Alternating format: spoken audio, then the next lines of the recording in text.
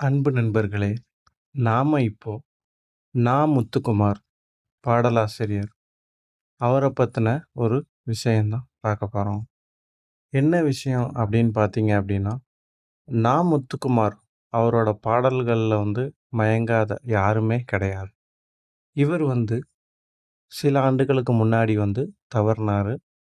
ஆனா, அவர் தவறுனாலும் அவரோட பாடல்கள் என்னைக்குமே நம்ம மனசுல ஒலிச்சுக்கிட்டு தான் இருக்கு.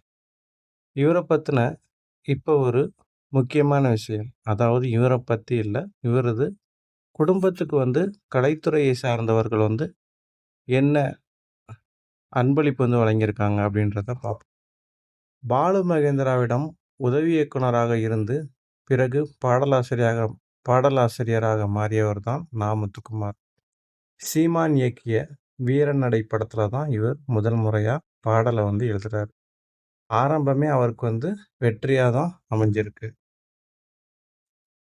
அப்புறம் பார்த்தீங்க அப்படின்னா, செல்வராகவன், யுவன் சங்கர் ராஜா கூட்டணியில வெளிவந்த காதல் கொண்டேன் படத்துல பாடல்களை எழுதி, அதுல தேவதையைக் கண்டேன், தொட்டு தொட்டு போகும் தென்றல், உன்னை தோழி என்பதா, நெஞ்சோடு கலந்திடு, உறவாளே ஆகிய பாடல்கள் மூலம் கவனம் பெற்றார்.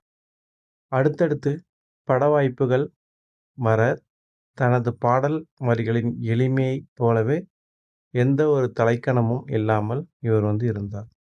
கடந்த 2016ஆம் ஆண்டு ஆகஸ்ட் 14ஆம் தேதி உடல்நலக் குறைவால் இவர் உயிரிழந்தார். அவருக்கு ஜீவலட்சுமி என்ற மனைவி, ஆதவன் என்ற மகன், மகாலட்சுமி என்ற மகள் இருக்காங்க.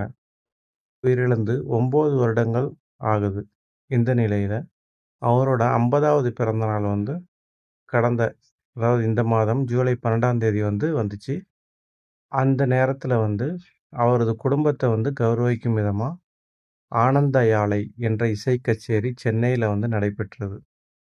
முத்துக்குமாருக்கு நன்றி கடன் செலுத்தும் வகையில் இந்த நிகழ்ச்சியில் அவரது குடும்பத்தினருக்கு ஒரு வீடு, அதாவது ஒரு ஃப்ளாட் ஒண்ணு குடுத்துருக்காங்க. அந்த ஃப்ளாட்டோட விலை என்ன அப்படின்னு பார்த்தீங்க அப்படின்னா, 80,00,000 அப்படின்னு சொல்லப்படுது. இத தவிர்த்து நடிகர் சிவகுமார் இருக்காங்கல்ல, அவங்க 10,00,000 காசோலையும் அந்த நிகழ்ச்சியில வழங்கியிருக்காங்க. இதுதாங்க அவர பத்தின அவரோட குடும்பத்துக்கு தமிழ் திரையுலகம் செலுத்திய காணிக்கை அப்படின்னு சொல்லலாம்.